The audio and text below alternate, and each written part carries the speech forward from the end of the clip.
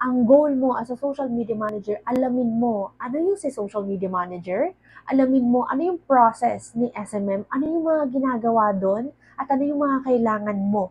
And then, after alam mo na yung lahat ng yon, it is time for you to find clients while growing your own account. And if you want to know kung paano ako nakakuha ng una kong kliyente, earning $18 per hour back then without experience, I will share that with you. Kung ano yung cover letter na ginamit ko, ano yung pinakita ko, anong portfolio meron ba, at saan ako naghanap. So let me know in the comment section and I'll see you there. By the way, if you want to be a social media manager like me, I have free resources that I am offering that you will grab it for free. Wala kang babayaran. Available siya. Diyan sa baba, ilalagay ko yung details kung saan nyo siya makukuha. There's a lot of information there na tuturuan ka to be a social media manager. And dyan ko din, i-share talaga lahat at nilalagay ko lahat yung mga dapat mong malaman as a social media manager.